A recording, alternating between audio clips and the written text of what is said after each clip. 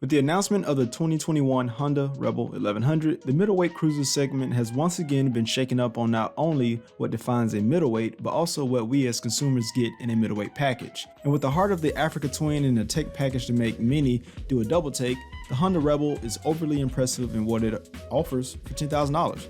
But the question we have is, what will the competition do? In this case, that being Indian Motorcycle with their highly successful Scout lineup to stifle any momentum the Rebel will have from stealing new and even seasoned riders. But let's talk about it. But first, here at the Sprocket, we're new on the scene and like giving you all motorcycle news without too much fluff. But hit that subscribe button if you're into motorcycle news and also help us grow. So yeah, stick with us. Now this isn't an apples to apples comparison given the Indian Scout has a bigger displacement, but the overall Scout lineup is comparable, similar to that of the Harley Davidson Sportster.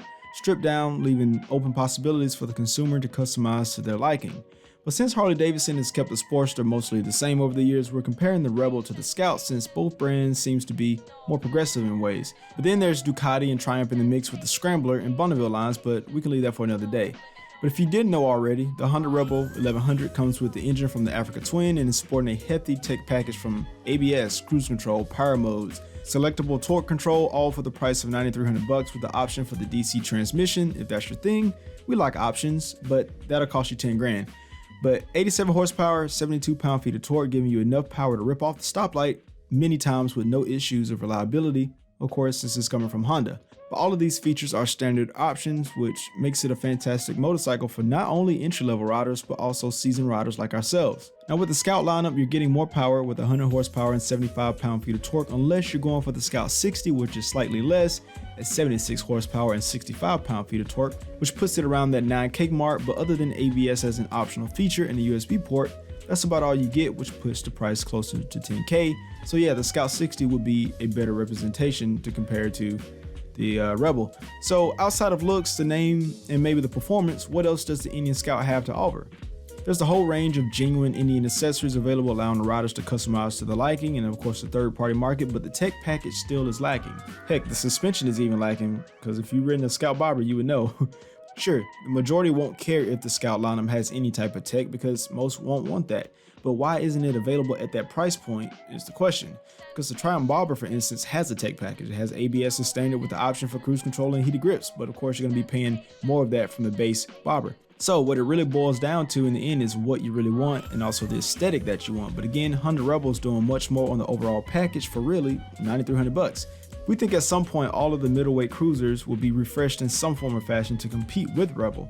And if you haven't been aware lately, media buzz sells motorcycles faster in this age, especially with millennials like ourselves being drawn to motorcycles that come closer to connecting us to our phones. That's just how we're wired. But we ask the question again, what can Indian and competition do to make their offerings more appealing? But we're talking about people new into the market than seasoned riders themselves. The Scout platform has an incredibly fun engine, but new riders may flock to Rebel simply because we're in a bells and whistles era of riding, especially in an affordable cost. For starters, make ABS and cruise control as standard options. This is already available on FTR, but I guess this Indian didn't want to remove the possibility of consumers upgrading from Scout to its Thunderstroke or Power Plus touring lineup. And another feature that will be welcome is a slipper clutch, also known as a back torque limiter. This will help new riders and also seasoned riders from accidentally locking the rear up on deceleration during engine braking. This would help tremendously for new riders. But we're sure all of you watching could come up with more options that can make Scout more appealing to the masses, so comment down below what you think. And Indian could just keep doing what they're doing, making incredibly fun bikes to ride that look really good in their base and keep things as is. But whether or not Indian and others respond to Honda, it just shows the ever forward push to not only make motorcycles more affordable, but push the boundaries on what each of these segments can represent.